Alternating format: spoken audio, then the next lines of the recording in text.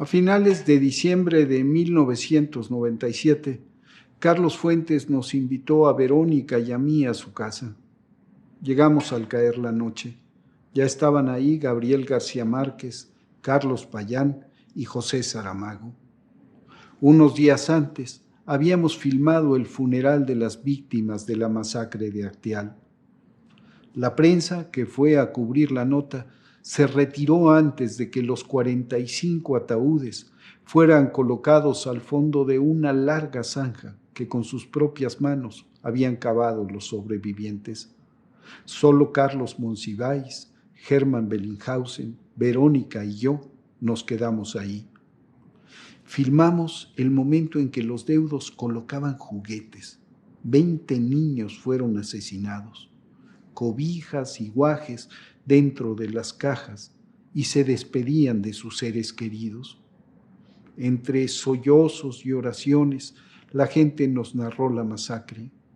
el horror que vivieron esa noche mientras rezaban por la paz en la pequeña ermita de su comunidad. Recuerdo a José Saramago, sentado al borde de la cama, llorando mientras veía, con el Gabo y Fuentes en la recámara de este último, el video que un día antes habíamos proyectado en el Zócalo. Pienso en las lágrimas de Saramago, provocadas por las muchas lágrimas derramadas por los sobrevivientes de Acteal. Y pienso en los campesinos masacrados en Aguas Blancas en 1995, en los cuerpos destrozados por la metralla en las masacres de El Charco y El Bosque en 1998, en la tortura y la violencia sexual a las que fueron sometidas las mujeres de Atenco en el 2006, en las 25 niñas y los 24 niños que no debieron morir en la guardería BC en el 2009, en los 15 adolescentes masacrados en Villas de Salvarcar, a los que despreció Felipe Calderón porque, según él, en algo andaban, en los 2 estudiantes del TEC de Monterrey que, según dijo el ejército, estaban armados hasta los dientes, en los 300 desaparecidos de Allende en 2011, a los que el gobierno no quiso prestar ayuda, en los 22 fusilados en Tlatlaya en 2014,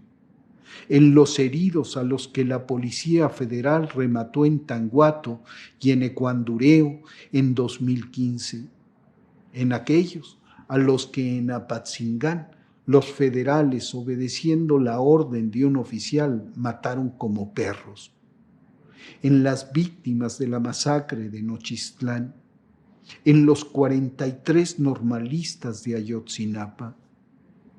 en las familias, en las decenas de miles de familias resquebrajadas por la guerra que Calderón nos impuso y que Enrique Peña Nieto continuó, en las heridas que tardarán generaciones en cerrar,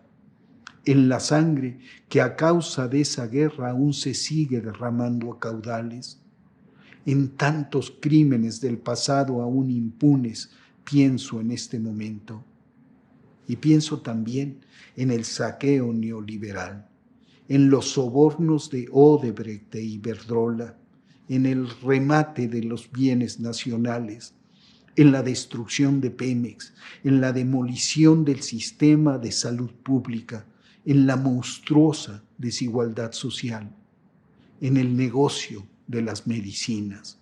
en el brutal cinismo de quienes siguen hablando de ese México al que masacraron, sometieron, saquearon a su antojo como si hubiera sido Suiza. Y pienso en las y los periodistas que sirvieron y sirven al viejo régimen, en el descaro con que mienten y se fingen víctimas,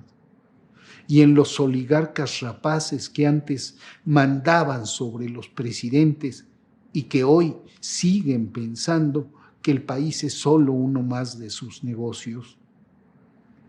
A ese rosario de crímenes que hicieron llorar a Saramago y sangrar a varias generaciones de mexicanas y mexicanos, desde Tlatelolco hasta Ayotzinapa, lo hilvana esa impunidad que, según Eduardo Galeano, premia el delito, induce a su repetición y le hace propaganda, estimula al delincuente y contagia su ejemplo. ¿Queremos, les pregunto, ser gobernados de nuevo por asesinos y ladrones? Queremos que, como dice Giovanni Papini, no haya en este país, a causa de la impunidad, otra moral que la de los lobos, otro código que el de los buitres. Yo no quiero. Por eso este 1 de agosto, en la consulta, votaré juicio sí, impunidad no.